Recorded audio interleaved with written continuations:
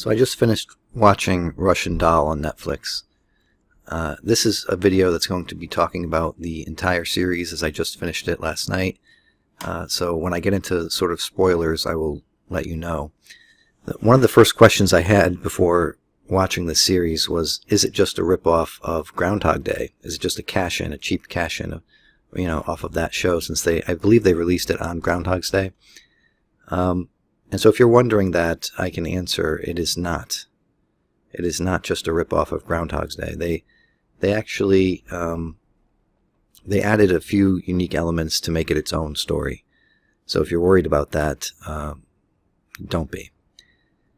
I think there was one scene in particular that, and it's not, I don't think this is a spoiler, that got to me as I was watching the show. I was about ready to give up on it because it did seem just like a ripoff of Groundhog Day.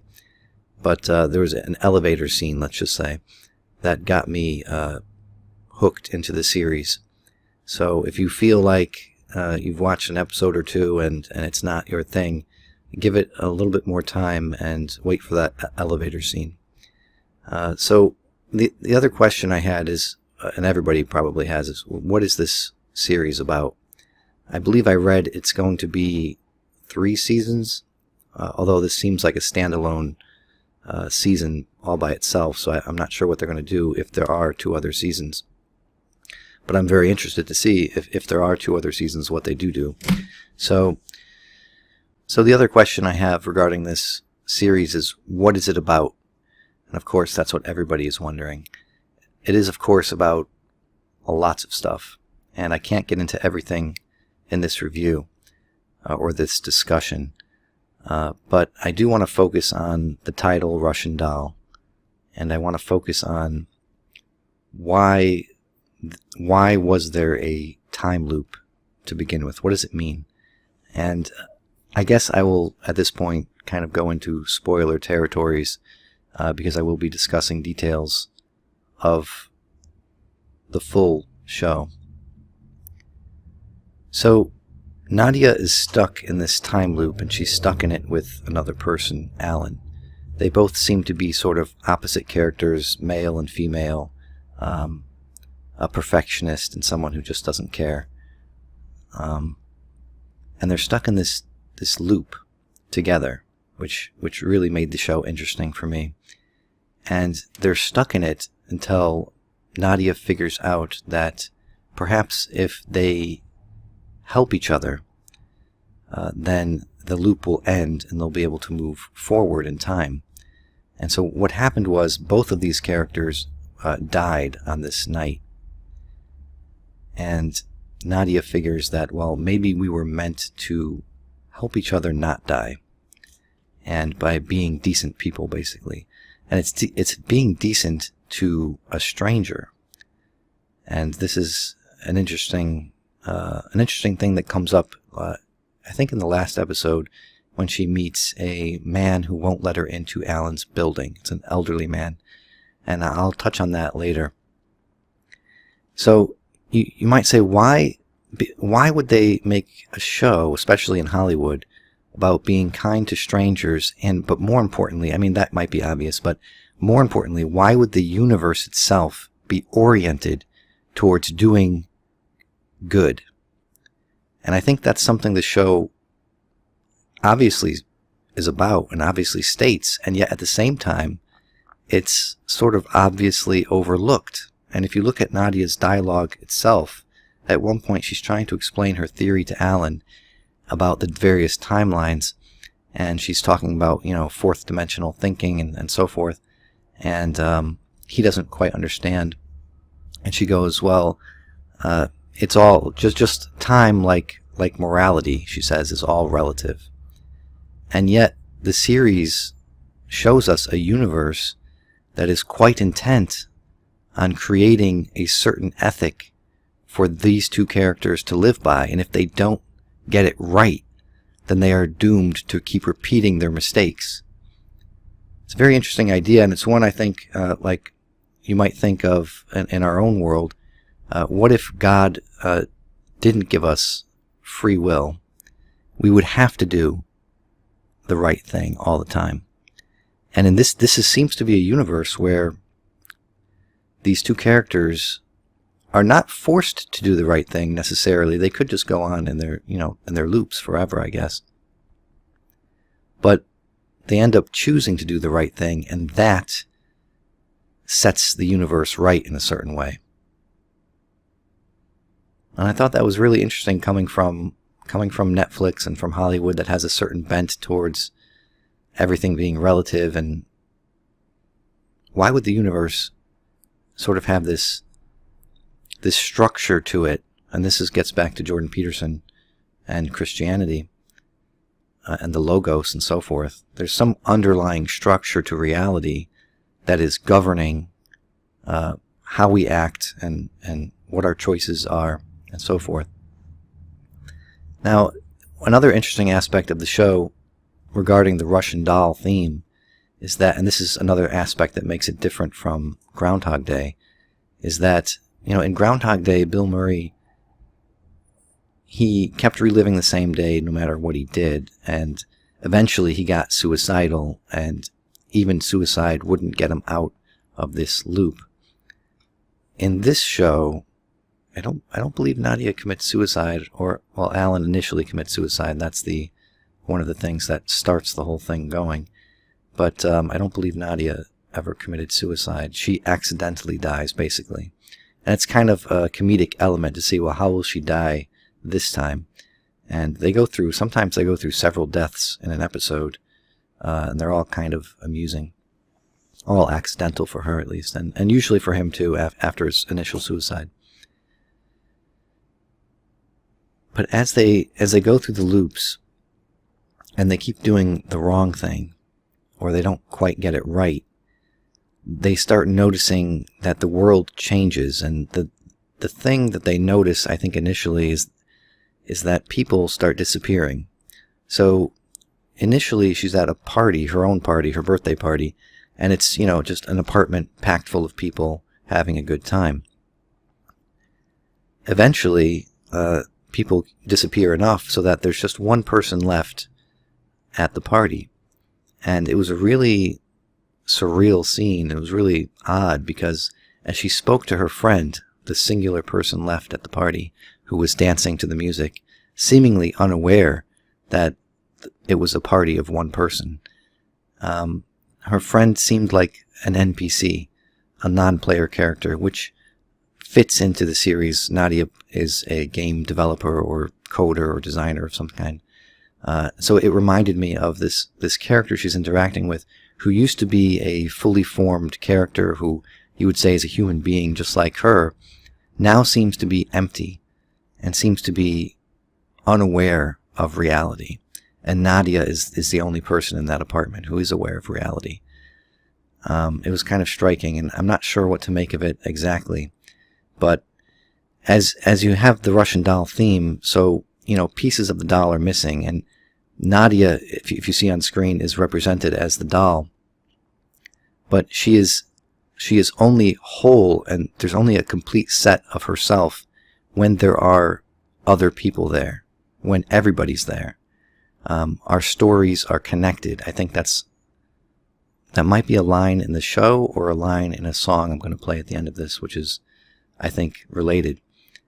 You also hear that with, I think, Paul Vanderklay. He's talking about how we are our stories.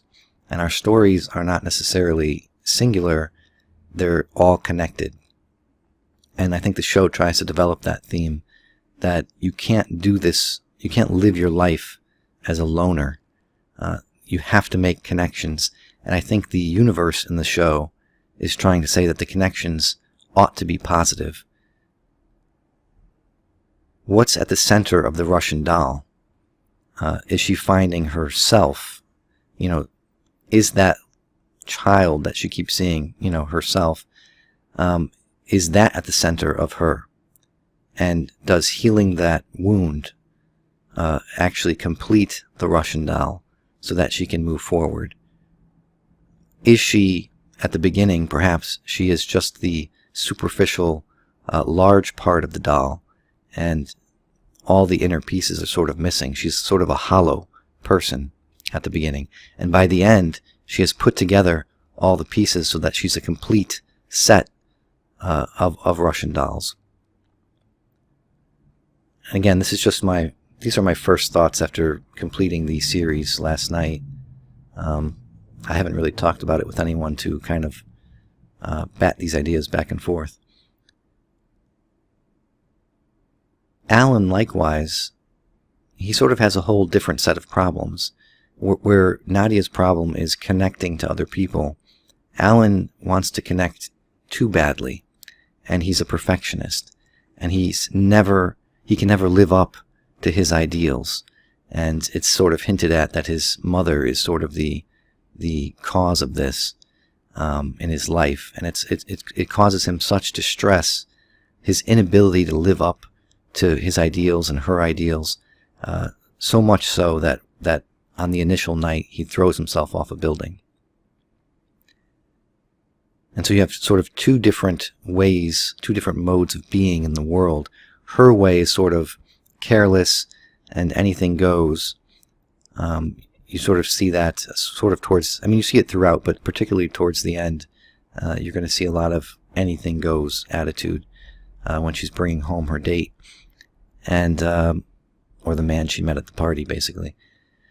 Whereas with Alan, it's not so much anything goes, it's that anything can't go. It has to be a particular way. And you see that in his apartment, in his body, in the way he interacts with people. And it's such a stifling attitude. It's so ordered that he leaves no room for imaginative being in the world. And this would be something that William Blake would emphasize. You can't live like that. If you want to look at it through the McGilchrist left brain, right brain, or right hemisphere, left hemisphere view, he's very much the left hemisphere. He's William Blake's Your Reason, and he's living out a life that's mathematical in form and function, and that's not how a human being can live, and it ends up crushing him. He ends up just as dead as his polar opposite is. So if you have these two modes of being, the chaos and the order, either extreme can't work for a human being. And by the end, both of them sort of mediate their mode of being to come closer to the other. He becomes more attuned to the chaos in life, and she becomes more attuned to the order. And she is able to make the connection because of that with him, and he's able to make that connection with her. The scene with the old man in the building that won't let her into Alan's building, I think that for many reviewers seems like an interesting throwaway scene. Maybe it's 1 minute that's just a sort of a transitionary period. It shows that Nadia can be kind to a total stranger. But I think there's something more to it, and I'd like to hear what other people think about that once you've seen it. Maybe you've already seen this. There's this old man who appears at the top of some steps in a building, and she's crying out to him to let her in, and he won't let her in. And so he's abiding by the rules of the building, and by an ethic that he's going to keep the people in the building safe. The kindness to her to let her in would compromise his duty to everybody else in the building. And so there's a sort of law that he is living by. But then something strange happens. She turns around, and all of a sudden he's right next to her. And I think she says something like, "What are you, a White Walker?" A nice Game of Thrones reference. And it's so peculiar to me because this is seemingly supernatural. And there's a couple of theories I have about this. Again, this is just my first time watching it and my first time kind of going through it verbally. The two theories I have, one, is this man also going through loops, and what she saw in the building was one man, one version of it, and what she saw outside was him living his alternate timeline, an alternate self, where he is also trying to be kind to strangers and help them out. He's telling her to quit smoking because she'll die from that. Just like she's trying to save Alan's life and Alan's trying to save her life, is this old man trying to save her life in some way? Is he trying to figure this out, just like they're trying to figure it out? And maybe being kind to a stranger is something he has to accomplish. I don't know, maybe. The second theory I have is that this character could be a sort of supernatural element in the show, where he's sort of like the wise old king archetype, or what we might say is perhaps God coming down in human form to interact with his creation, in that he is protecting the people in the building. She can't enter in, but at the same time he still meets her. He comes to Earth, he comes to her plane. He makes himself present to her by standing next to her and interacting with her, and by trying to be showing her kindness, just as she's trying to show kindness to others at this point in her life as well. It's an interesting thing to think about, just because it just doesn't seem sensible that he would be an ordinary old man at the top of the steps and then at the next moment just appear to her. There has to be something more going on there. Maybe I haven't thought about it quite enough yet, but if you have any theories, let me know in the comment section below.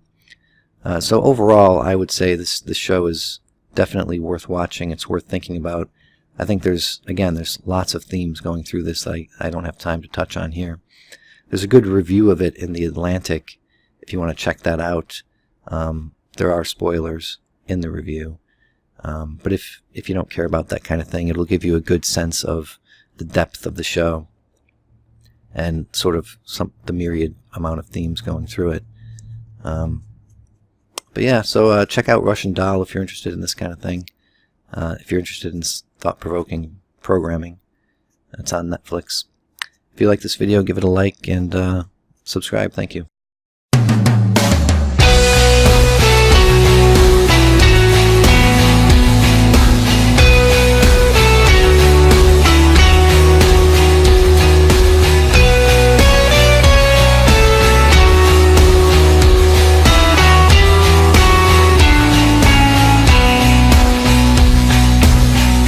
Believe what we achieved, accomplished, stages we demolished, the fame we were promised. I'm honest, I speak like a prophet, can't help it, can't stop it, but we ain't in it for the profit. I'm free in my heart, but not in my mind. Try to hold them apart and never combined. Rather gladly insane than mentally ill. Rather drink wine than pop another pill. Been through good and bad times together. Our relation is strong, but nothing lasts forever. They say you're here today, but you'll be gone tomorrow. When we will feel no sorrow, cause our time is borrowed. And all this pride of mine has to be swallowed. But when we leave, I know that many will follow. I'm convinced that life ain't fair, but I'm convinced our story gets shared everywhere. Yeah! Time has come for our journeys, and we arrive so young, but we leave as men when the time has come, and we all are dead in the wind. The words will split away.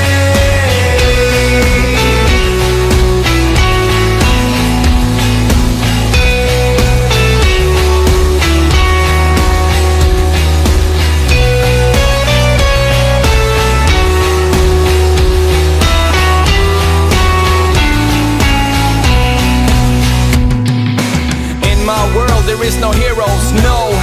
We're surrounded by crooks and thieves. No story ends well, no happy ending. The ones who tell you different are the ones who pretending that everything's fine like a false charade. Those who fail become afraid. Those who are brave are always betrayed. It's a never-ending process in a system we made. Some